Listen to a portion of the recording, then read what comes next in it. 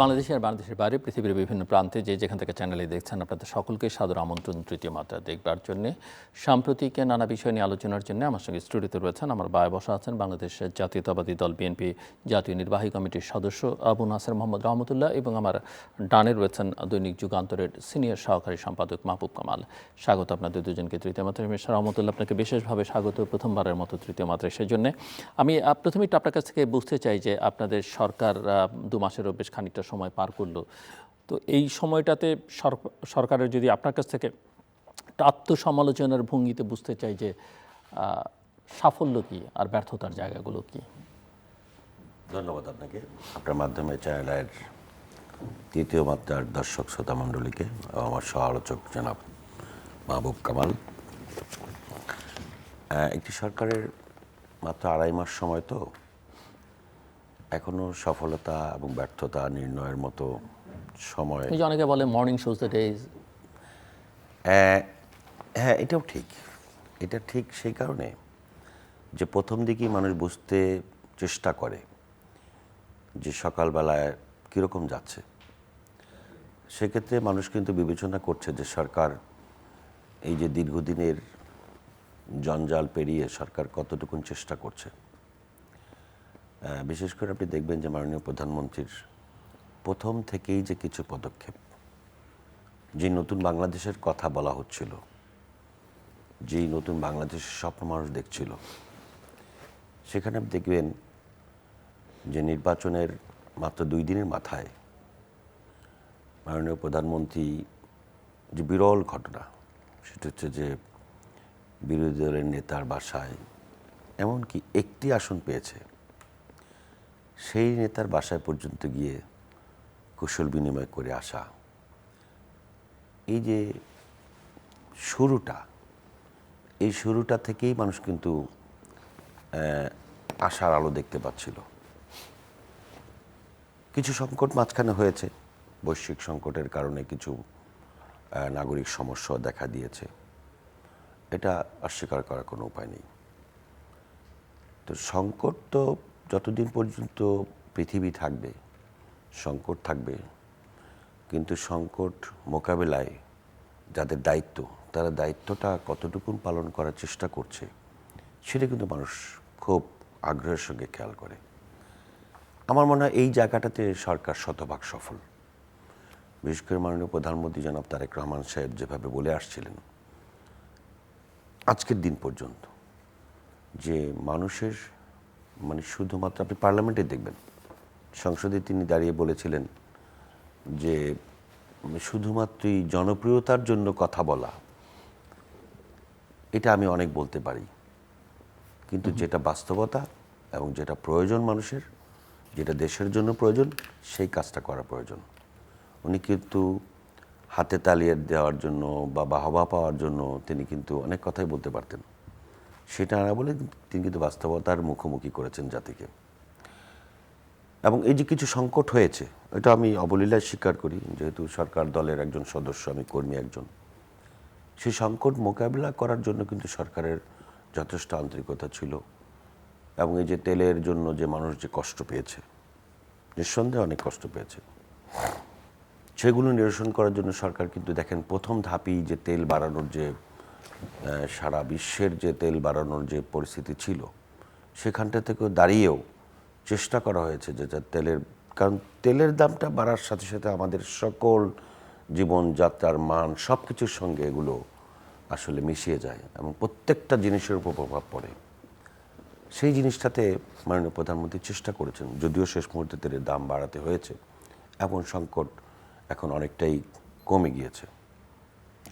সেক্ষেত্রে আমি 2.5 মাসের মধ্যে আপনার যে প্রশ্নের জবাব, সেটা আমি বলবো যে 2.5 মাসে পরিপূর্ণ সফলতা আছে সেটা আমি বলবো না, কিন্তু সফলতার জন্য যা যা করণীয় সেখানটাতে সরকার শতভাগ চেষ্টা চালিয়েছে এবং অনেক ক্ষেত্রে সফল হয়েছে। এবং এই আন্তরিকতা এবং প্রচেষ্টা যদি অব্যাহত থাকে, তাহলে মানুষ এই কষ্টটুকুন সানন্দে গ্রহণ করে নিয়েছে এবং নেবে। আমি আসবো আবার আপনার কাছে। Thank you mister Mahbub Kamal. As a journalist আপনি তো নির্মোহভাবে, এবং যেখানে প্রধানমন্ত্রী আপনাকে কথা বলবার জন্যে লিখবার জন্যে চিঠি দিয়ে ধন্যবাদ জানান এবং একই সঙ্গে সমালোচনাকে ইনভাইট করেন, সেখানে তো আপনি নিঃসংকোচে বলতেই পারেন। সো আমি আপনার কাছ থেকে শুনতে চাই যে প্রধানমন্ত্রীর কাছ থেকে পাওয়া এই অভয়ের পরে, যদিও আপনার মতো সাংবাদিক বা কোনো সাংবাদিকের অভয়ের দরকার পড়ে না একটা ডেমোক্রেটিক সোসাইটিতে, কান্ট্রিতে, তারপরও আমি বুঝতে চাই যে এগুলো এক ধরনের জেচ্চার এবং এক ধরনের ইতিবাচক পরিবেশ তৈরি করে। সেই বিবেচনা থেকে এই যে 2.5 মাস যেটা মিস্টার রহমতুল্লাহ বলছেন, এই 2.5 মাসে সরকারের পারফরমেন্সটা আমি একটু বুঝতে চাই। একই সঙ্গে বহুদিন পরে একটা নির্বাচিত পার্লামেন্ট, এই পার্লামেন্টের প্রথম অধিবেশন শেষ হয়েছে, এই অধিবেশনটিকে ধরেও যদি আপনি আলোচনা করেন। না, প্রধানমন্ত্রী আমাকে চিঠি দিয়েছেন, it's a privilege for me, এবং আমি মনে করি it's an honour for whole journalist community. দেখেন, অভয় টভয় নয়, আমার ডিএনএর মধ্যে কিছু আছে, এই I can't rise above my DNA. এটা আমি চাইলেও আমি পারবো না। দেখেন, আপনি সাফল্য ব্যর্থতা বললেন না, আমাদের সরকারের সঙ্গে জনগণের সম্পর্কের যে জেনারেল প্যাটার্ন যেটা, সেটা এরকম, সেটা হচ্ছে একেবারে রাইট ফ্রম বঙ্গবন্ধু অপোজিশনে ছিলেন তখন থেকে, সেটা হচ্ছে অপোজিশনের প্রতি মানুষের একটা ভালোবাসা তৈরি হয় সরকারের ব্যর্থতার কারণে। এটা বাই ডিফল্ট ভালোবাসা তৈরি হয়, এবং আপনি জানেন ভালোবাসা হচ্ছে অন্ধ, ইটস এ ব্লাইন্ড। তো যখন সেই বিরোধী দলকে যখন দে আর ভোটেড টু পাওয়ার, তখন সেইটা ভালোবাসা থেকে এটা ম্যারেজে রূপান্তরিত হয়, বিয়ে। এবং আপনি জানেন marriage is an I opener, marriage চোখ খুলে দেয়। ওই যে ভালোবাসা ছিল বিরোধী দলের, সেটা ব্লাইন্ড ছিল, বিয়ের পরে এটা একটা আই ওপেনার হিসেবে কাজ করে। তো সরকার ভোটের মাধ্যমে এক ধরনের ম্যারেজ তৈরি হয়। সেখান থেকে আমরা দেখতেছি যে এই যে চোখ আস্তে আস্তে খুলছে, দেখছি একটা পজিটিভ, খুব বড় একটা পজিটিভ দিক আছে, সেটা হচ্ছে the prime minister has developed A style of his own, এবং এটা এই একটা প্রিমিয়ারশিপ কালচার উনি তৈরি করছে, এক ধরনের অরাও তৈরি করেছেন বলা যেতে পারে। ইটস এ নিউ স্টাইল, এবং এটা ব্লেসড উইথ ইউরোপিয়ান কালচার। তো এইটা ডেভেলপ করছে, এইটা আমার কাছে খুবই ভালো লাগতেছে। জানি না কেন খুবই ভালো লাগতেছে যে হি ইজ ট্রাইং টু মানে মেক হিমসেলফ সামথিং ডিফারেন্ট। একটা এটিকেট, ম্যানার থেকে শুরু করে বিহেভিয়ারাল প্যাটার্ন ইত্যাদি তার খুবই আধুনিক আমি মনে করতেছি। এটা একটা ব্রড বেসড আমি সাফল্য বলবো। কিন্তু অন দ্য কন্ট্রারি আমরা যা দেখতেছি সেটা হলো যে মানে আমরা আসলে we are watching nothing new. প্রধানমন্ত্রীর যে ক্যারেক্টারিস্টিক, সেখানে আমরা কিছু নতুন জিনিস দেখছি, কিন্তু অ্যামাং দ্য মিনিস্ট্রিয়াল ক্যাবিনেট সেখানে কিন্তু আমরা কোনো নতুন কিছু দেখছি না। এবং এই যে নতুন কিছু দেখছি না, এইটা নানাভাবে ফুটে উঠছে, বিশেষ করে কয়েকজন মন্ত্রীর আচরণের মধ্যে দিয়ে এবং কর্মপদ্ধতির মধ্যে। দেখেন, আমি একটা কথা প্রায়ই বলি, সেটা হচ্ছে যে nobody is perfect in the world, nobody is perfect, কিন্তু ইমপারফেকশনের একটা সীমা থাকা উচিত, যে কতটুকু পর্যন্ত ইমপারফেকশন অ্যালাউড। একদম হুবহু পারফেক্ট হতে হবে এমন কোনো আমরা আশাও করি না। কিন্তু দেখা যাচ্ছে দু একজন মন্ত্রী ইমপারফেকশনের চূড়ান্ত হয়ে গেছে। যেমন আমি শিক্ষামন্ত্রীর কথা বলতেছি একজন, এবং আপনি নিশ্চয়ই জানেন যে 6-7 ছাত্রছাত্রীরা তাকে নিয়ে ট্রল করতেছে। আমি কিছুক্ষণ আগে একটা দেখছি, বলছে মিলন কেডা, ওই আমার এক বন্ধু মিলন যাইতেছে দেখ, এরকম। এটা বোধহয় হার্ডলি 6-7 পড়ে। তো উনি দেখেন ওনার কি করা উচিত ছিল, সেটা হলো যে আমাদের সমাজের যে অনাচার, যে কী বলে নোংরামি, যে কী বলে যে আনইউজুয়াল একটা সোসাইটিতে আমরা বাস করতেছি, এইটার মূলে কিন্তু আমাদের ডিফেক্টিভ এডুকেশন সিস্টেম, এটা আপনাকে মানতে হবে।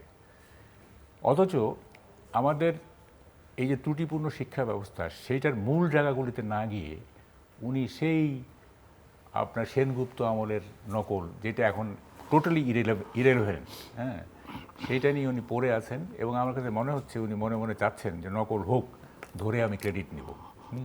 এইটা আমার কাছে মনে হচ্ছে, কারণ নকলের উপরে এত কেন উনি ব্যাংক করবেন, যেটা এখন আর হয় না ভার্চুয়ালি।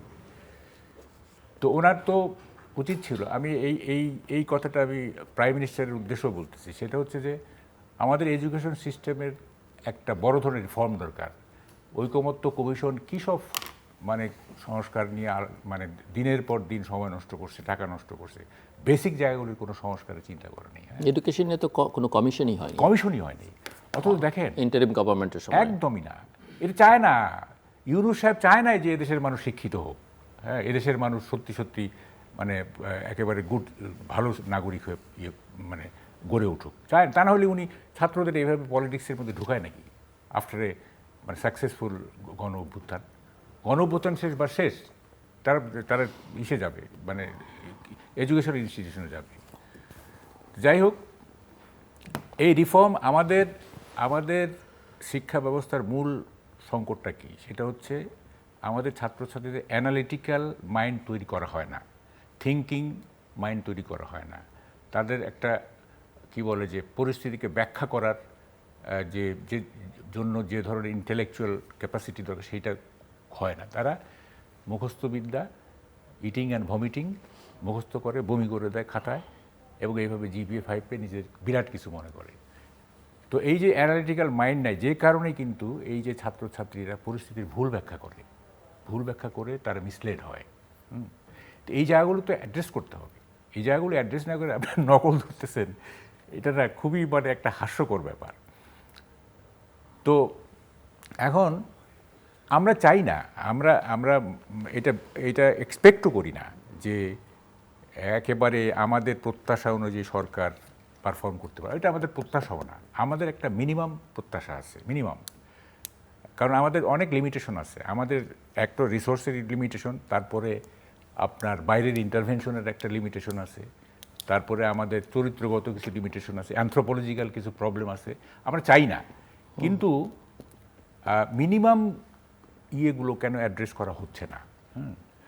সো আপনি মিনিমাম তো ধরেন একটা এডুকেশন বললেন, আর কোনো কিছু যোগ করবেন এই পর্যায়ে? কারণ আমি তো ওনার কাছেও যাবো, সো দ্যাট ওনার বলতে সুবিধা হয়, নাহলে তো পুরো আলোচনাটাই আবার শুধুমাত্র এডুকেশন কেন্দ্রিক হয়ে যাবে। না, এটা তো এডুকেশন একটা গেল, অনেকগুলো জিনিসের রিফর্ম করা দরকার। দেখেন, আমি একটা কথা প্রায় বলি যে সরকারকে কিচ্ছু করতে হয় না, যদি কনস্টিটিউশনাল বডিগুলো যদি প্রপারলি ফাংশন করে, ইন্ডিপেন্ডেন্টলি যদি ফাংশন করে। যেমন আমাদের কতগুলি, দেখেন এইগুলি জিনিস কিন্তু তারা ওইভাবে ভাবে নাই। এই যে আমাদের ঐকমত্য কমিশন, যেমন আমাদের কনস্টিটিউশনাল বডি কী কী আছে, অ্যান্টি করাপশন, হিউম্যান রাইট, তারপরে নির্বাচন কমিশন, পাবলিক সার্ভিস কমিশন, তথ্যগুলি আছে না, এগুলি যদি প্রপারলি ফাংশন করে তাহলে কিন্তু সরকারের দায়িত্ব অনেক কমে যায়, তারা যদি ইন্ডিপেন্ডেন্টলি ফাংশন করতে পারে। হ্যাঁ, একদমই কমে যায় হিউম্যান রাইট, সো আমি এটাই বুঝতে চাচ্ছি যে এই সরকারের কাছ থেকে আপনি তাদের কাছে কোন জায়গায় তাদের ইতিবাচক ট্রেন্ড দেখতে পাচ্ছেন, কোথায় আসলে তারা বিচ্যুত আপনি দেখতে পাচ্ছেন না? আমি যেভাবে আজকের আলোচনাটা করতে চাই তাতে সুবিধা হবে আর কি, আপনি যদি বলেন। হ্যাঁ, না, আমি যেটা দেখতে চাই সেটা হচ্ছে যে সমস্যা চিহ্নিতকরণের একটা মানে আপনি যদি প্রপারলি ডায়াগনোসিস করতে না পারেন তাহলে তো আপনি ট্রিটমেন্ট হবে না, তাই না? আপনাকে তো ডায়াগনোসিস করতে হবে আসলে সমস্যাগুলি কোন জায়গায়। তা আমরা দেখতেছি যে সেই ট্রেডিশনাল চিন্তা, সেই ট্রেডিশনাল থট প্রসেস, হ্যাঁ, ওগুলি নিয়ে আমরা আসি। সোসাইটির যে কতগুলো গুণগত পরিবর্তন হয়ে গেছে, হ্যাঁ, এবং অনেক ক্ষেত্রে নেগেটিভ গুণগত পরিবর্তন, সেই জিনিসগুলো তো আমাদের হিসাবে আনতে হবে, তাই না? সেগুলো তো আমরা হিসাবে আনতেছি না, না এনে আমরা কতগুলো সেট আইডিয়া আছে মাথায় যে এটা হলে এটা হলে এই। আচ্ছা, আরেকটা সবচেয়ে বড় ব্যাপার যেটা আমরা দেখতেছি সেটা হলো যে মানে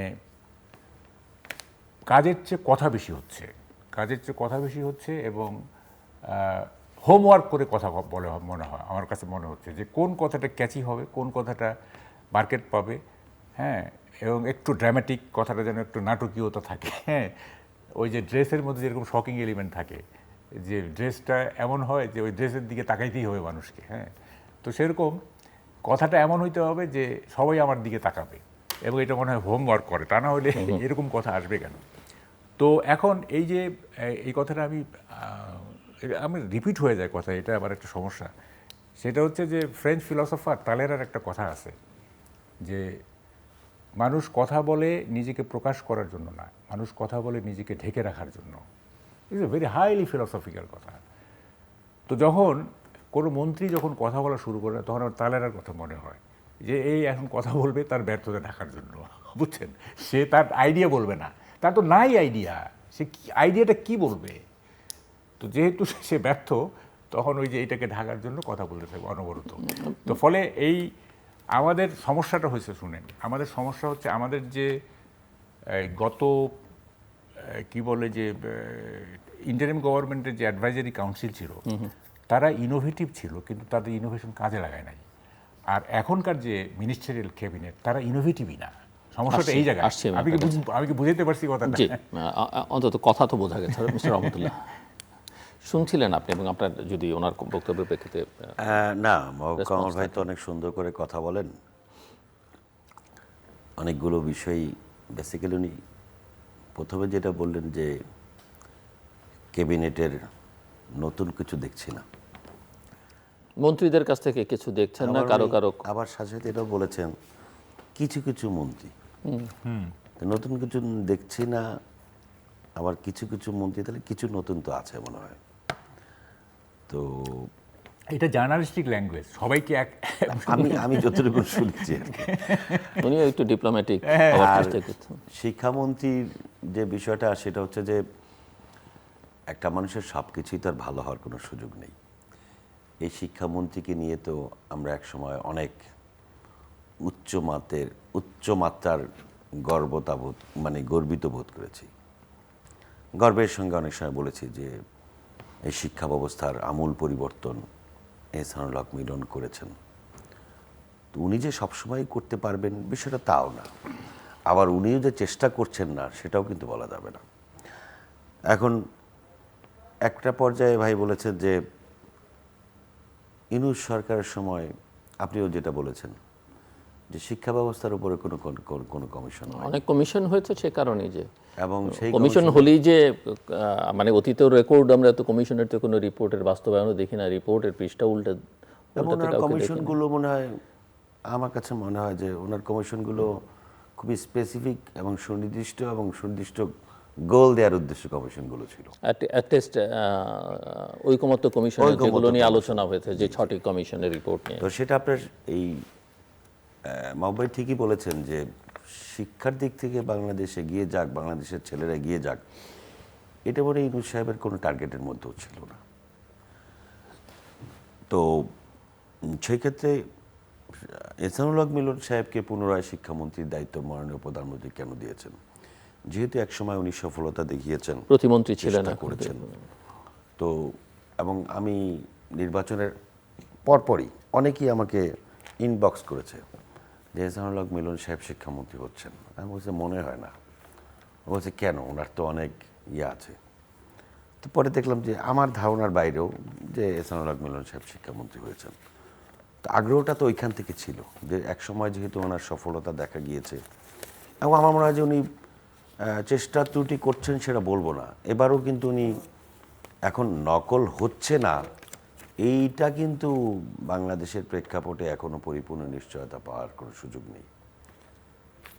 মানে একটা পর্যায়ে মাহবুব ভাই বলেছেন যে ওনার কেন যেন মনে হচ্ছে ওই ম্যাসিভ আকারে আগে যেরকম ছিল যে সময়টিতে উনি নকল বিরোধী একটা ম্যাসিভ আকারে, সেটা তো এখন ক্যাম্পেইনে নেমেছিলেন। সেটা তো যেটা বললেন যে আমার মিলন সাহেব মনে হয় চাচ্ছেন, মিস্টার মাহবুব কামালের কথায় মনে হচ্ছে যে শিক্ষামন্ত্রীর মূল ফোকাস হচ্ছে নকল বন্ধ। না, উনি নকল একটা জায়গায় উনি বলেছেন যে উনি নকল নির্মূল। মনে হচ্ছে যে শিক্ষামন্ত্রী চান যে নকল করুক। এটা হিউমার, আপনি এটাকে সিরিয়াস নিচ্ছেন কেন? না, এটা হলো একটা পার্ট। বাংলাদেশের নকলটা একটা প্রাতিষ্ঠানিক রূপের মতো হয়ে গিয়েছিল, সেটা আস্তে আস্তে কমে এসছে। এখন বর্তমান প্রেক্ষাপটে শুধু নকলের পিছনে দৌড়ানো চলবে না, এটার ব্যাপারে আমি পরিপূর্ণ একমত। আর নতুন কিছু করতে হবে, এটাই স্বাভাবিক।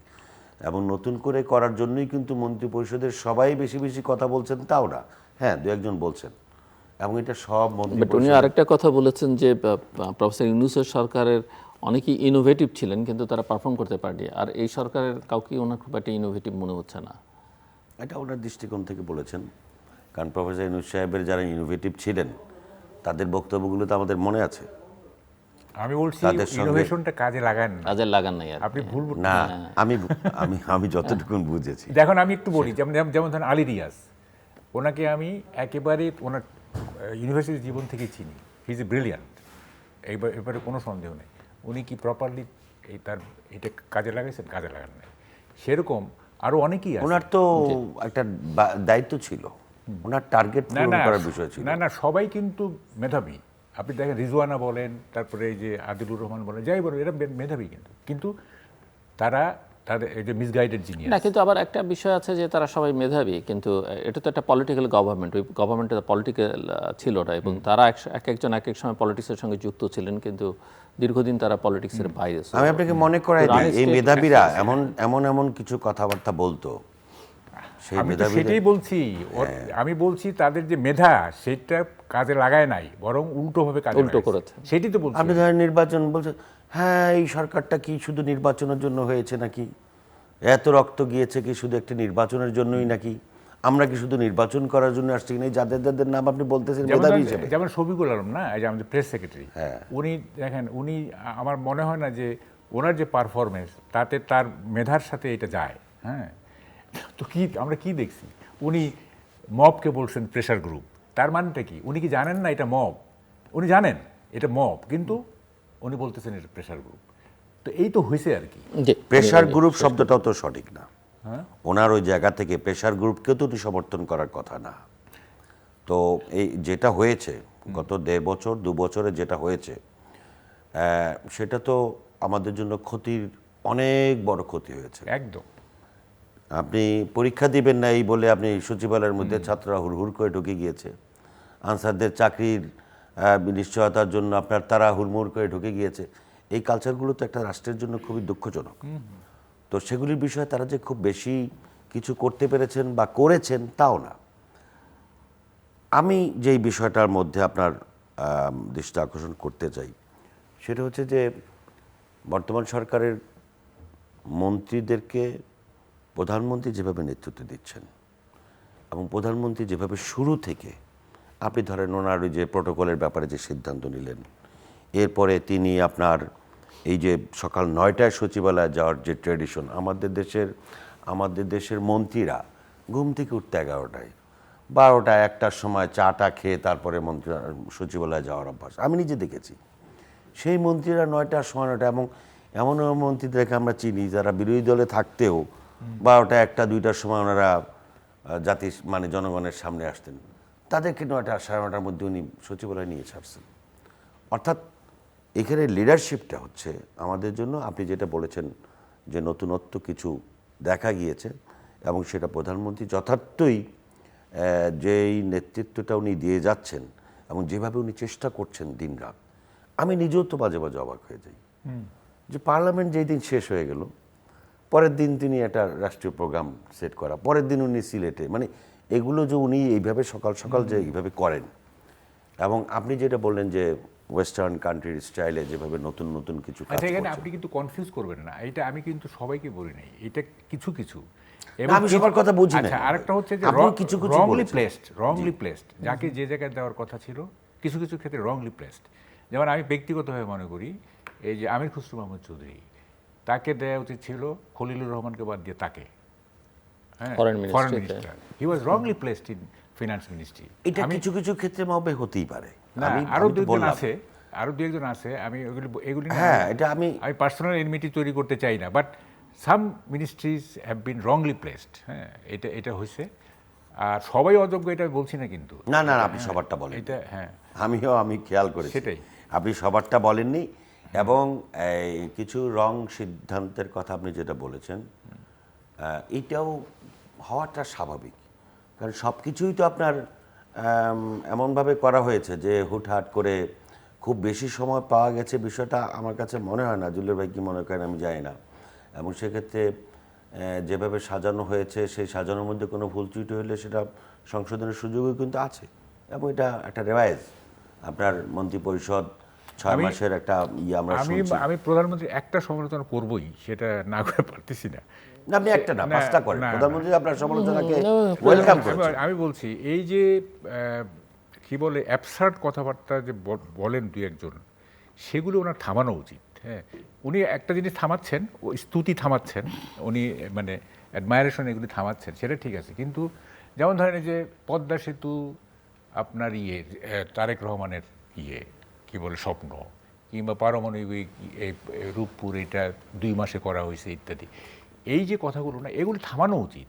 দেখেন, পাবলিক কিন্তু সব জানে, সব বুঝে, এবং পাবলিক পিএইচডি ডিগ্রি নাই হয়তো, এবং পিএইচডি কিছু মিনও করে না।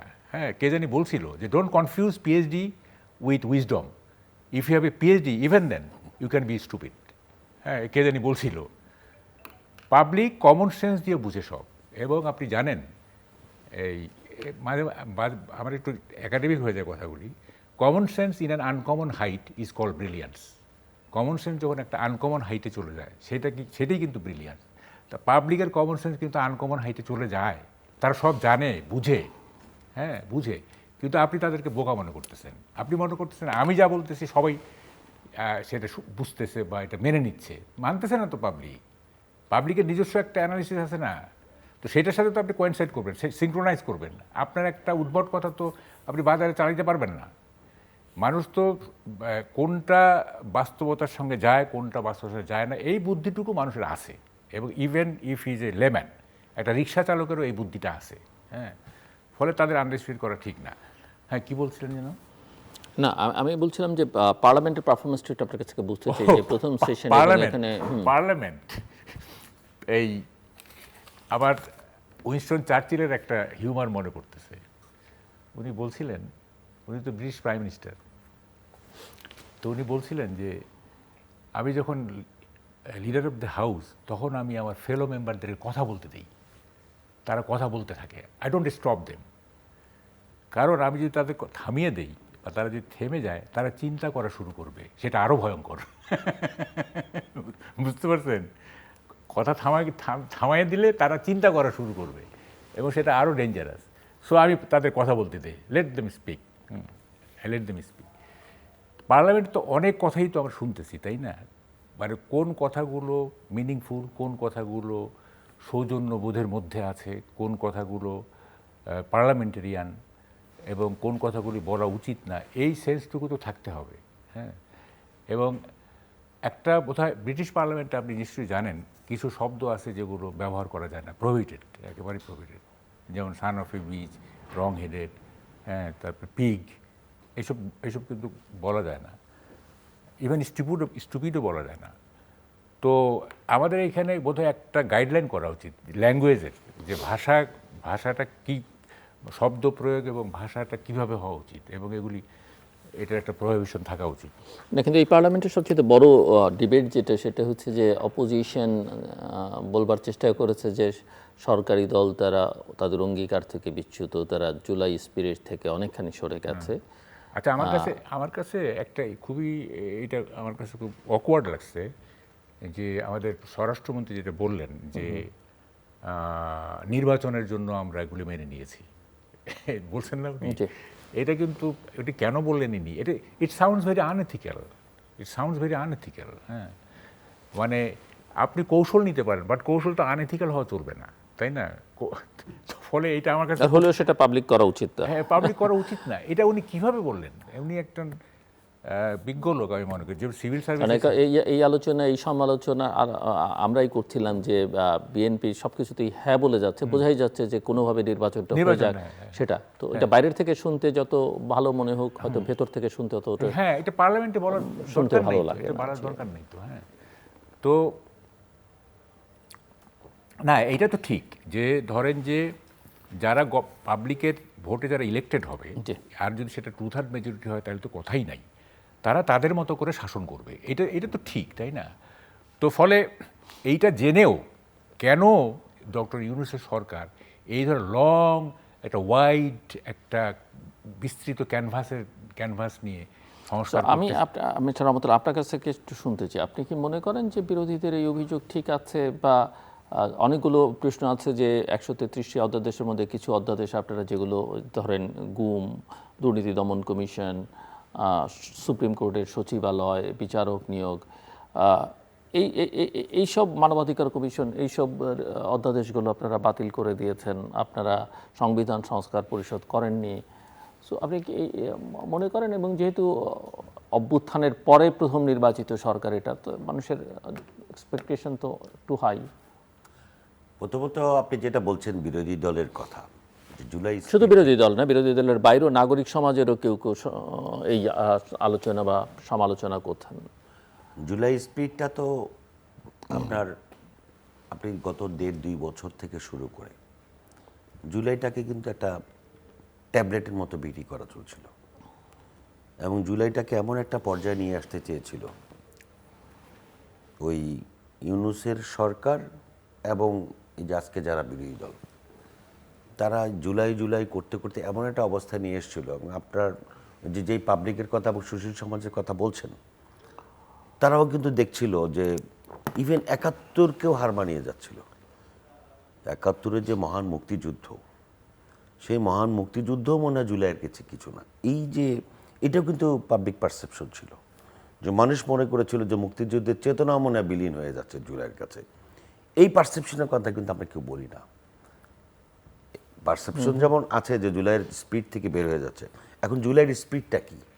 জুলাইয়ের স্পিডটা যদি এরকম হয় যে না সংবিধান কিচ্ছু লাগবে না, আমরা যা বলছি তাই, সেই জুলাই স্পিডের সঙ্গে তো বিএনপি একমত হতে পারে না। এবং জুলাই স্পিডের যে প্রসঙ্গটা বলা হচ্ছে, এবং আপনি খেয়াল করবেন গত 1-2টা সভায় আমাদের মাননীয় প্রধানমন্ত্রী নিজেও বলেছেন যে যেই জুলাই সনদে বিএনপি স্বাক্ষর করেছে, সেই জুলাই সনদের প্রতিটা অক্ষর শব্দ বিএনপি পালন করবে।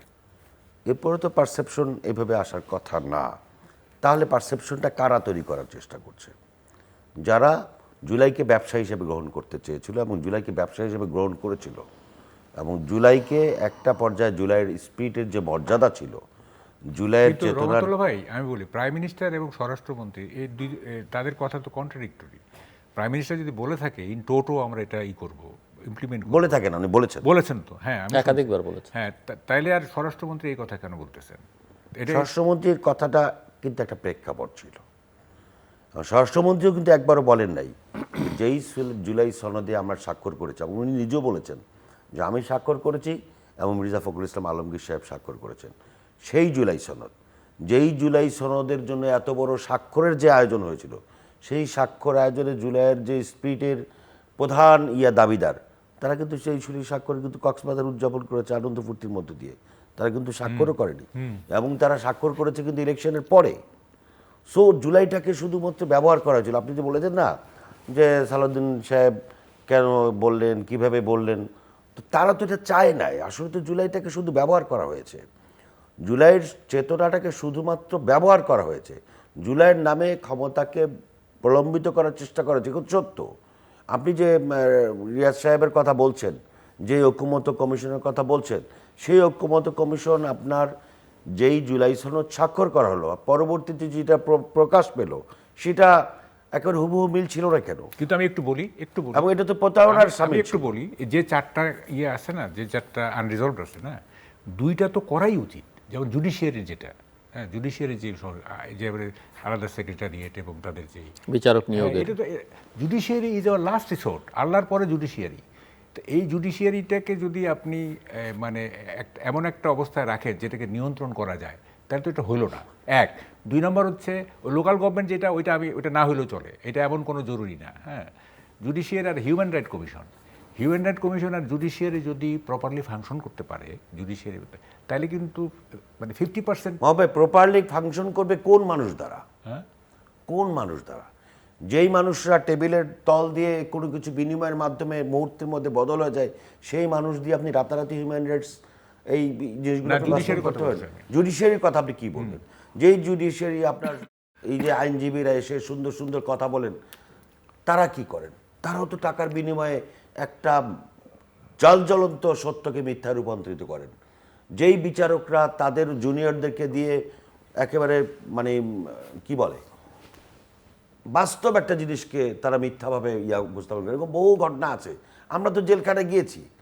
একটা নিরীহ মানুষ, যেই মানুষটা কিচ্ছু করে নাই, তার আদিপন্ত সবকিছু দেখে বোঝা যায়। না, এটা ঠিক, শুনেন আমি বলি, এটা সেই ঠিক। জুডিশিয়ারিকে আপনি হঠাৎ করে আমি বলছি, পীর বংশ থেকে নিয়ে আসবেন? এটা অ্যাগ্রিড। কোনো নিউট্রাল সংস্থা থেকে বা নিউট্রাল বডি থেকে বিচারপতি নিয়োগ করলেই যে সে বিচারপতি একেবারে মানে ফেরেস্তা হয়ে যাবে, এটাও ঠিক সেটাই না। তো প্রশ্ন। এটাও ঠিক না। এটাকে আপনার আগে আমাদেরকে মানসিকভাবে না একটা সুস্থ জাতিতে রূপান্তর করতে না না কিন্তু শুনেন, এই যে গত 16 বছর যেটা হয়েছে, হ্যাঁ, ইভেন দ্য চিফ জাস্টিস এমন হয়েছে যে he was forced to leave the country. হ্যাঁ, সেই চিফ জাস্টিস তো তাদের অনুগত চিফ জাস্টিস। যাই হোক, এই যে কেলেঙ্কারিগুলি হয়েছে না, এগুলো তো রিজলভ করতে হবে। আপনি যদি এই যে দুটো জিনিস, এটা স্বাভাবিক দৃষ্টিকোণ থেকে মানুষকে দুর্বল করার জন্য আপনি বলতে পারেন, হ্যাঁ এই বিচার বিভাগ এটা স্বাধীন না হলে কিভাবে, বা এই বিচার বিভাগ স্বাধীন হলে কি হবে। এই বিচারক যারা আছে, যেইভাবে গড়ে উঠছে আমাদের অস্থি মজ্জা মগজ, সেই বিচারকরা 5 টাকার জায়গায় 10 টাকা নিয়ে তারপরে বিচার করবেন না, কিন্তু আপনি তো আর বিচার বিভাগের স্বাধীনতার বিপক্ষে কি বলতে চাইছেন যে দরকার নেই? বিচার বিভাগের স্বাধীনতার বিপক্ষে আমি এই কারণে বলতে চাই, সিস্টেম তো থাকতে হবে। আপনার কথা ঠিক আছে যে মাইন্ডসেট ইম্পর্টেন্ট। হবে হুট করে না। আমাদের অস্থি মজ্জার মধ্যে যেখানে ঘুষ, দুর্নীতি, সন্ত্রাস, নৈরাজ্য, এইভাবে আমরা তৈরি হয়েছে, আমাদের মানসিকতা সেভাবে তৈরি হয়েছে। এই যে বলছেন না যে প্রধানমন্ত্রী কিভাবে প্রোটোকল ছাড়া এভাবে যাচ্ছে, অনেকে বলতেছে এই লোকটাকে তো মেরে ফেলবে। তো উনি তো স্বাভাবিক জীবনযাপনের মানুষকে দেখাতে চাচ্ছেন যে আমরা সবাই সাধারণ মানুষ, কিন্তু আমাদের দেশের জন্য এটা প্রযোজ্য না। আমাদের দেশের সেই পরিস্থিতিটা নাই। এবং বিচারকদের স্বাধীনতা আমি অবশ্যই একজন নাগরিক হিসেবে মনে করি যে হ্যাঁ, বিচারালয় স্বাধীন থাকা উচিত, বিচারপতিদের সচিবালয় স্বাধীন থাকা উচিত, বিচারপতিরা স্বাধীনভাবে কাজ করা উচিত। কিন্তু সেটা কোন বিচারপতি? যেই বিচারপতি 10 লাখ টাকা ঘুষের মধ্য দিয়ে এই দেশের জাতির ভাগ্যকে মানে নস্যাৎ করে দিতে পারেন, ধ্বংস করে দিতে পারেন, মানুষের ভোটের অধিকারকে নস্যাৎ করে দিতে পারেন, সেই বিচারপতিকে আপনি দিবেন বিচারালয় স্বাধীনতা? মিনিমাম যে দায়বদ্ধতার জায়গা, সেই দায়বদ্ধতার আর জায়গাও থাকবে না। আগে আমাদেরকে মানসিকভাবে, জাতিগতভাবে আমাদেরকে তৈরি হওয়ার মতো যথেষ্ট সময় দিতে হবে, চেষ্টা করতে হবে অন্য অর্গানিকগুলোকে ঠিক করার জন্য। তাহলে আপনি একটা পর্যায়ে গিয়ে অটোমেটিক আমাদের এই বিচার, আজকে বললেন না যে বিভিন্ন অঙ্গনের যে দুর্নীতির কথা, এই দুর্নীতির প্রতিটা সেক্টর যদি আপনি মানে বন্ধ করতে না পারেন, তাহলে শুধুমাত্র বিচার বিভাগকে স্বাধীনতা দিয়ে আপনি এটা কোনো ফল পাবেন না। এটা আরও খারাপ হতে পারে। আপনি যে হিউম্যান রাইটসের কথা বলছেন, ওই পুলিশ তো, যেই পুলিশ আওয়ামী লীগের আমলে সারা বছর বিএনপি, জামাত এই সমস্ত নেতাকর্মীদের ধরে দিনের পর দিন লক্ষ লক্ষ টাকা ব্যবসা বাণিজ্য করেছে, সেই পুলিশই এখন আবার আওয়ামী লীগের লোকদেরকে ঢুকে তারপর ব্যবসা বাণিজ্য করতেছে, টাকা পয়সা দিচ্ছে। পুলিশের কোনো পরিবর্তন নেই। সেই পুলিশকে আপনি স্বাধীনতা দিবেন? এখন যে তবুও একজন মানুষ ফোন করে বলবে যে ভাই এই লোকটা তো দোষ করে না, আপনি তো ভালো করে দেখেন, এটা বলার কেউ থাকবে না। আমি আপনাদের দুজনের সঙ্গে আমি একটু বলি সেটা হলো যে দেখেন, আপনি যেটা বলছেন তার মানে কি, যে পদ্ধতিতে বিএনপির বিচারক নিয়োগ দিতে চাচ্ছে সেইটাই কি রাইট পথ? আপনি কি তাই বলতে চাচ্ছেন? আপাতত দৃষ্টিকোণ থেকে বিএনপি কি ইতিমধ্যে বলেছে যে না, যেহেতু জুডিশিয়ারি ওইভাবে করতেছেন না তারা, ওই সংস্কারটা আপনি নিচ্ছেন না, তো ফলে তাইলে তো মানে এটার বাইরে যে নিয়োগ পদ্ধতি হবে, তাহলে কি সেই বিচারকরা ভালো করবে? না, নিয়োগ পদ্ধতির মাধ্যমেই শুধুমাত্র যে আপনার সবকিছু সমাধান তা না, ওইটা মূল। আচ্ছা, নিয়োগ পদ্ধতি কি হবে? নিয়োগ পদ্ধতি আপনি ওই যে সার্চ কমিটি আছে, সার্চ কমিটির মাধ্যমে আপনার নির্বাচন কমিশন করে না আওয়ামী লীগ? আমি একটু বলি শুনেন, সেটা হচ্ছে যে আমাদের যে আপনি বললেন না সব ক্ষেত্রেই তো দুর্নীতিগ্রস্ত, তাই না? জি জি। সুতরাং এই সোসাইটির যে রোগ, এইটার একটা হলিস্টিক মেডিসিন লাগবে। এইটা ওই যে টোটকা, তারপর সার্জারি, এগুলি চলবে না, বা একটা সেক্টর ভালো হবে না। It needs a holistic treatment. হ্যাঁ, এটা ওই যে হলিস্টিক মেডিসিন যে দেওয়ার আগে কি করে, তার ব্যাকগ্রাউন্ড, তার ফিজিওলজির তার অতীত ব্যাকগ্রাউন্ড, এই বিহেভিয়ারাল প্যাটার্ন সব বিবেচনা করে একটা মেডিসিন দেওয়া হয়। আমাদের সোসাইটিরও তাই সেই জায়গায় চলে গেছে। হ্যাঁ, কিন্তু কথাটা হচ্ছে যে আপনাকে তো এইটা বলে তো আপনাকে থেমে থাকলে চলবে না, আপনাকে তো এটা স্টার্ট করতে হবে। প্রত্যেকটা সেক্টরে আপনার মানে স্মল স্কেলে হলেও তো আপনাকে চেষ্টা করতে হবে, তাই না? এটা ঠিক, এটা আমি বিশ্বাস করি। যে রোগ, আমি যেহেতু দু একটা রোগের পেশেন্ট ছিলাম, যে রোগ দু একটা ওষুধে সারে না সেই রোগ 2 মুঠ ওষুধ খেলেও সারবে না। এটা আমার প্র্যাকটিক্যাল এক্সপিরিয়েন্স। হ্যাঁ, সারলে 2 একটা ওষুধে সারবে, আর না সারলে আপনি 2 মুঠ ওষুধ খাবেন, সারবে না। ফলে it's a very complex situation. আমাদের যে সোসাইটিটা না, এটা খুবই জটিল একটা জায়গা। এইখানে কাজ করতে গেলে আপনাকে মানে স্মল স্টেপে যেতে হবে, স্মল স্টেপ যেতে যেতে যেতে যেতে তারপরে আপনাকে একটা ফার রিচিং জায়গায় যেতে হবে। স্মল স্টেপের কোনো নমুনা বা লক্ষণ কি আপনি 2.5 মাসে মানে খেয়াল করেছেন?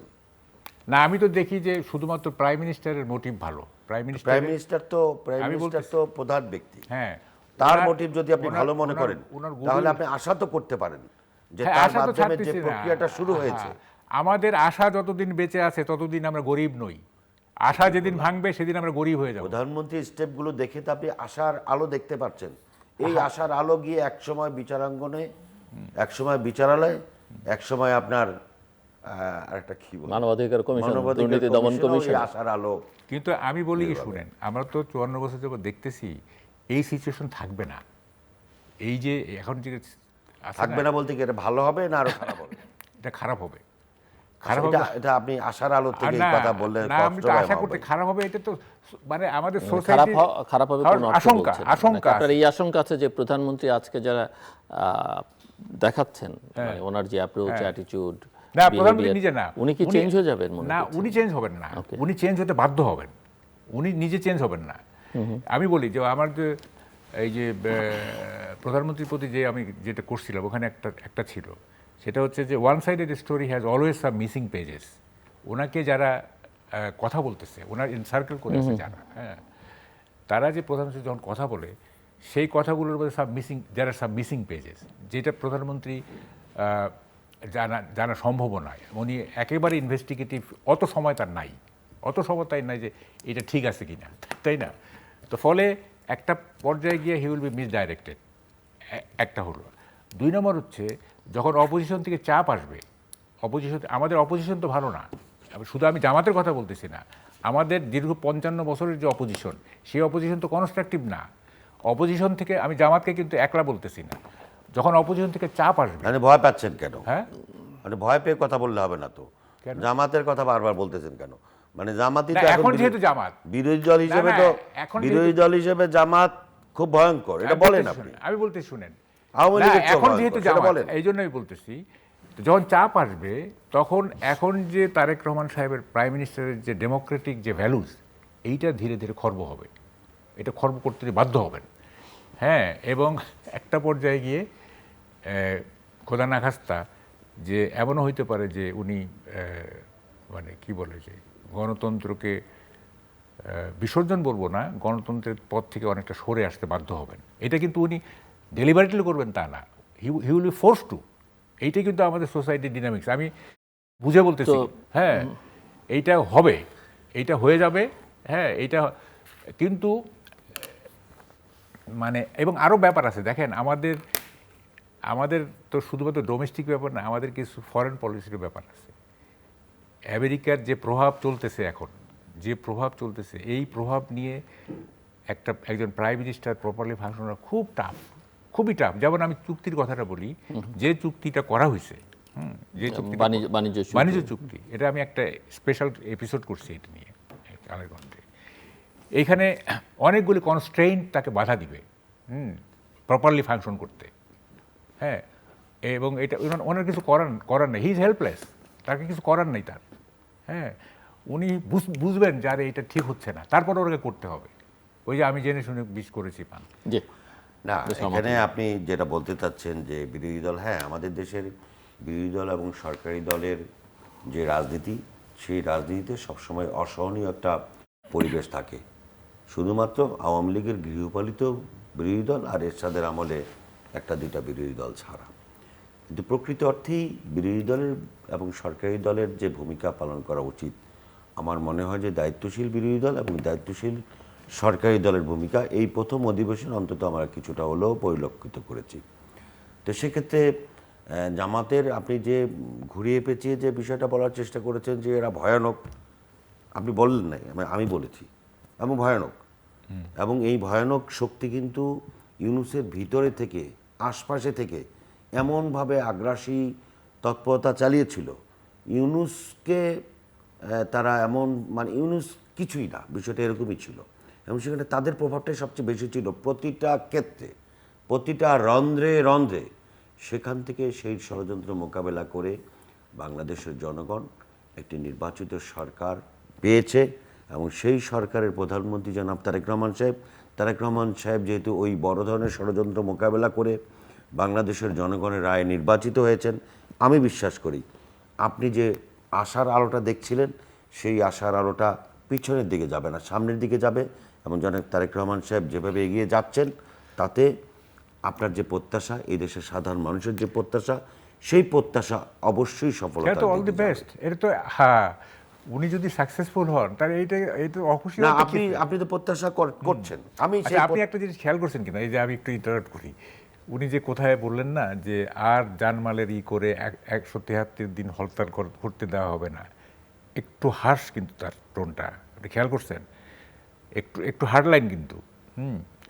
তো এই যে আমি বলতেছি না, ধীরে ধীরে উনি সেটাও এটা একটু কম হয়েছে, 173 দিন বলছেন, হয়তো সামনের দিনে বলার মানে এই কণ্ঠটা আরো হার্শ হবে, আরো হার্শ। যখন মানে সেটা মানে এটার অনেক রকমের ব্যাখ্যা হতে পারে। একটা হচ্ছে যে তিনি হয়তো বলতে চাইছেন যে এমন কিছু কাজ তারা করবেন যাতে আর কাউকে হরতাল করতে হবে না। আবার অন্যভাবে এটাও ঠিক যে হয়তো তিনি এটাই বলতে চাইছেন যে বিরোধীরা মাত্র শুরু হলো, এখন সূচনায় তারা রাজপথে নামার হুমকি ধমকি দিচ্ছে। সো এটার ব্যাপারে এক ধরনের আপনার এটা হচ্ছে এ গুড উইল এক্সপ্লানেশন। আপনি একটা সাদা মন থেকে আপনি করছেন। তা আমার মনটা এত সাদা না, একটু না অবশ্যই আপনার মন সাদা। আমরা একটু আমি ফাইনাল রাউন্ড এবং ক্লোজিং রিমার্কসের মধ্যেই যাই, জাস্ট 2 থেকে 3 মিনিট আপনার জন্য, তারপর ওনার জন্য প্লিজ শেষ করার জন্য আলোচনাটা। না, আমি আজকে 7 মাস সংবিধান থেকে বাদ দেওয়া হবে, এই যে এটা স্বরাষ্ট্রমন্ত্রী পার্লামেন্টে বলছেন, হ্যাঁ, মানে 7ই মার্চের বক্তৃতা ভাষণটা, এইটা নিয়ে বলতে চাইছিলাম, কিন্তু আলোচনা আপনি বলতে পারেন মিনিট 3 সময় একটু বলি। মিনিট 3 হবে না, তারপরেও দেখেন 27 মার্চ জিয়াউর রহমানের যে উদ্দীপনামূলক যে স্বাধীনতার ঘোষণা, এইটা সহ বাকি সব স্বাধীনতার পক্ষে যত কিছু ঘটছে আপ টু 16 ডিসেম্বর সবই কিন্তু 7 মার্চের ভাষণের ফলো আপ, 7 মার্চের ভাষণের কন্টিনিউশন, 7 মার্চের ভাষণের। বাট আমি জাস্ট আপনার কাছে একাডেমিক ডিসকাশনের জন্য বুঝতে চাই যে এটা কি সংবিধানে খুব জরুরি কিনা 7ই মার্চের ভাষণ কিংবা 27শে মার্চের ঘোষণা বা 26শে মার্চের ঘোষণা, বা একদমই জরুরি না, এই জাতীয় বিষয়গুলো সংবিধানের মধ্যে খুব জরুরি কিনা? জরুরি না, আমি জরুরি বলছি না, কিন্তু যেহেতু আছে সেহেতু যখন আপনি বাদ দিচ্ছেন তখন একটা ইন্টেনশন একটা বের করা যায়। 1 2 নম্বর, আমি শুনছি উনি নাকি বলছেন যে তারেক রহমানের যে স্বদেশ প্রত্যাবর্তনের যে ভাষণটা সেটা নাকি ইনক্লুড করা হবে। তাহলে তো এটা আরো জটিল হয়ে গেল জিনিসটা, তাই না? যখন এটা 7ই মার্চের ভাষণ ইনক্লুড করছে, এটা টোটালি আননেসেসারি, এটার কোনো দরকার নেই। সবই ইনক্লুশনটাও আননেসেসারি, এক্সক্লুশনটাও আননেসেসারি না, একেবারে আননেসেসারি, বা আপনি যদি মনে করেন যে সংবিধানে অপ্রয়োজনীয়, মানে প্রয়োজনীয় কিন্তু এগুলো সংবিধানের বিষয় না, সো আমরা অ্যাভয়েড করি। আমি শুনেন, আমি আমেরিকান কনস্টিটিউশনটা ওই যে ফার্স্ট অ্যামেন্ডমেন্টটা পড়ার জন্য, যেখানে ফ্রিডম অফ স্পিচের কথা বলে, যেহেতু ওই যে প্রেস ফ্রিডম ডে ছিল না, আমি দেখতেছিলাম যে আমেরিকান কনস্টিটিউশনটা ফার্স্ট অ্যামেন্ডমেন্টটা কী ছিল। তো ওইটা পড়তে গিয়ে আমি আমেরিকান কনস্টিটিউশন কতগুলি স্যালিয়েন্ট ফিচার আমি পড়লাম, মানে কত মেথডিক্যাল, ক্যাটাগরিক্যাল, এবং কোনো বাড়তি কথা নাই, এই নাই সেই নাই, হ্যাঁ, এত সুন্দর একটা কনস্টিটিউশন, হ্যাঁ, অথচ আমাদের যুক্তরাজ্যে তো লিখিত কনস্টিটিউশনই নেই। হ্যাঁ, এখন দেখেন তো, ফলে এটা ঢোকানোর বা কী দরকার, এইটা প্রিয়াম্বলে আপনার কতগুলি জিনিস যেগুলো না হলেই নয়, হ্যাঁ, সেগুলি থাকতে পারে। এইটাকে মাথা মানে ভারী করা, এটাকে করে দরকার ছিল না। এবং এটা করতে গিয়ে হয়েছে কি, সবাই মনে করছে যে আওয়ামী লীগ মুক্তিযুদ্ধকে মনোপোলাইজ করছে, বঙ্গবন্ধুকে মনোপোলাইজ করছে। সো এক ধরনের ব্লেম কিন্তু আসছে, যেটা আওয়ামী লীগের বিপক্ষে। সত্য, এটা সত্য তো, হ্যাঁ সত্য তো, এটা তো সত্য। এরা যেমন জুলাই নিয়ে বাণিজ্য করেছে, তারাও মুক্তিযুদ্ধ নিয়ে বাণিজ্য করেছে। হ্যাঁ, মুক্তিযুদ্ধ একটা প্রাইভেট প্রপার্টি, ওটার একটা প্রাইভেট পাবলিক প্রপার্টি, এটার একটা প্রাইভেট কোম্পানি, মানে এটা মনোপোলাইজ করছে, তাই না? যে কারণে এইসব কারণে কিন্তু এই যে পতনটার, এগুলি কিন্তু শর্ত ছিল। হ্যাঁ, আমি কিন্তু একটা টক শোতে বলছিলাম, লিখছিলাম যে এগুলি সব ভেঙে ফেলেন, মুছে ফেলেন সব, একটা থাকবে, সেটা হচ্ছে সাইগন সিটি যেমন হোচিমিন সিটি, আমেরিকার রাজধানী যেমন ওয়াশিংটন, ঢাকা সিটির নাম রাখেন মুজিব সিটি, বাকি কিচ্ছু থাকতে পারবে না, একটা কিছু থাকতে পারবে না। হ্যাঁ, তাই তাহলে একটা মানানসই হইতো। কিন্তু যেখানে এই হাজার হাজার আমাকে একটা ইন্টারেস্টিং শুনে, এটা আমি লোক সামলাতে পারতেছি না। এক ছেলে আমাকে একদিন বলতেছিল যে স্যার হাজী করিমউদ্দিন বড় না বঙ্গবন্ধু বড়? তাই আমি বললাম কেন? বলে স্যার আমাদের এলাকায় কলেজের নাম হচ্ছে হাজী করিমউদ্দিন ডিগ্রি কলেজ, আর স্কুলের নাম হচ্ছে বঙ্গবন্ধু আদর্শ স্কুল। হ্যাঁ, তা তো স্যার হাজী করিমউদ্দিন বড়, কারণ কলেজ বড়। এই কাণ্ড ঘটছে। তো মিস্টার রহমতুল্লাহ, খুব ছোট্ট করে চেষ্টা।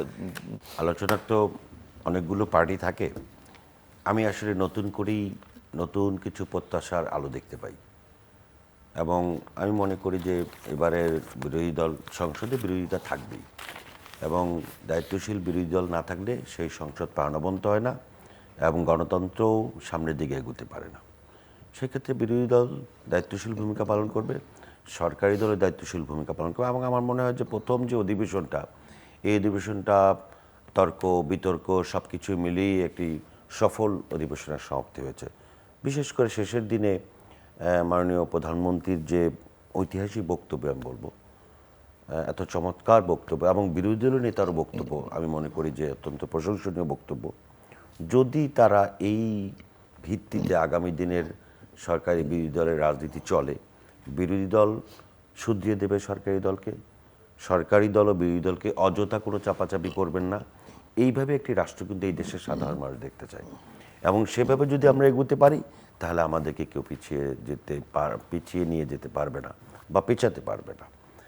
কিন্তু মুখের কথা যদি আমরা বলি, যেটা মাহবুব অনেকবারই বলছিলেন যে বাস্তবতাটা ভিন্ন, সেই বাস্তবতা চিন্তা করেই আমাদেরকে সামনের দিকে এগিয়ে যেতে হবে। আর সংবিধান সংক্রান্ত যে বিষয়টা বললেন, ৭ই মার্চের বিষয়টি, আমি ব্যক্তিগতভাবে মনে করি যে ৭ই মার্চ শেখ মুজিবুর রহমান সাহেবের অনেকগুলো বক্তব্যের মধ্যে এটা একটা বিশেষ বক্তব্য, কিন্তু ৭ই মার্চকে কেন্দ্র করে উনি যেটা বলেছেন সেটার সঙ্গে আমি দ্বিমত করি, যে 7ই মার্চের ওখান থেকেই যে স্বাধীনতার মূল ইয়েটা ওই পর্যন্ত টেনে গিয়ে, এই আলোচনা আমরা অন্য আরেকদিন অন্য সময় করব, সেই সময় আমাদের হাতে আর নেই।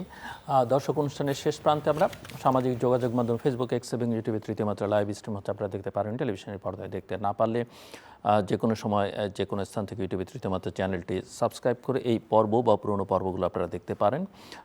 মিস্টার মাহবুব কামাল এবং মিস্টার আবু নাসেম মোহাম্মদ রহমতুল্লাহ, অসংখ্য ধন্যবাদ এই আলোচনা অংশ নেবার জন্য। সরকার 2.5 মাসের বেশি সময় পার হয়েছে, নতুন একটা সরকার, বহুদিন পর একটা নির্বাচিত সরকার। সো অনেকেই কিছুটা লিভারেজ দিতে চাইছেন, কিছুটা সহনীয় পর্যায়ে থাকতে চাইছেন সমালোচনা করবার ক্ষেত্রে, যেহেতু সরকারটা নির্বাচিত সরকার। দ্বিতীয় কথা হচ্ছে যে এই 2.5 মাসে কিছু গুড সাইন দেখা গেছে, কিছু ব্যাড সাইনও দেখা গেছে। আগলি সাইন এখন পর্যন্ত সেই অর্থে খুব একটা আলোচনার মধ্যে আসে না, যদিও বিরোধীরা কিছু কিছু ক্ষেত্রে বলেছেন যে সরকার বিচ্যুত হয়েছে তার অঙ্গীকার থেকে এবং জন আকাঙ্ক্ষার বিপরীতে একটা অবস্থান নিয়েছে। প্রধানমন্ত্রীর কিছু কিছু ভূমিকা প্রশংসা, বেশ কিছু ভূমিকাই বা অবস্থানকে, আচরণকে প্রশংসা করছেন প্রায় সবাই। টিম নিয়ে অনেক রকমের সমালোচনা আছে, সমালোচনা থাকবেই, সেটাও স্বাভাবিক। ভুল আমরা সবাই করি, সরকারও ভুল করে, স্বীকার করে নিলে ভালো। অস্বীকারের প্রবণতাটা কখন কখন আমরা দেখতে পাই, যেটা ভালো লক্ষণ নয়। দ্বিতীয় কথা হচ্ছে যে যে কোনো প্রতিষ্ঠানের, যে কোনো দেশের, এমনকি পরিবারের প্রধানের ভূমিকা অত্যন্ত গুরুত্বপূর্ণ। প্রধান যদি ঠিক না থাকেন, 1 নম্বর ব্যক্তি, বাকিরা যতই ঠিক থাকুক না কেন সেটা চলে না। আবার বাকিরা যদি ঠিক থাকেন, বা অন্যভাবে যদি বলি যে প্রধান ঠিক আছেন, বাকিরা একেবারেই অকর্মণ্য এবং তারা ভালো নয়, সেক্ষেত্রে অত্যন্ত ডিফিকাল্ট। এবং এর মধ্যে ব্যালেন্স করবার জন্য যেটা দরকার সেটা হচ্ছে ব্যবস্থা, একটা ভালো ব্যবস্থা নিশ্চিত করা, প্রতিষ্ঠানগুলোকে শক্তিশালী করা, ইন্ডিপেন্ডেন্ট করা। এবং সেটা যদি করা যায়, যেগুলো গণতন্ত্রের ভিত হিসেবে কাজ করে, তাহলে আসলে প্রধানমন্ত্রী বা তার পারিষদবর্গকে নিয়ে সমালোচনা করবার সুযোগ অনেক কমে আসবে। আমার মনে হয় যে তারা এটা বিবেচনায় নেবেন। বিশেষ করে আমাদের অতীত অভিজ্ঞতা খুব তিক্ত, এবং তার পরিণতি কি সেটা আমরা দেখেছি যে সরকারের প্রশাসন যন্ত্রকে কীভাবে ব্যবহার করলে তার ফলাফল কী হয়, সেটা যারা ক্ষমতায় আছেন তাদের অজানা নয়। আমরা আশা করব সেগুলো তারা স্মরণ রাখবেন। আমাদের সঙ্গে থাকবার জন্য অসংখ্য ধন্যবাদ। আপনাদের সবার জন্য শুভকামনা।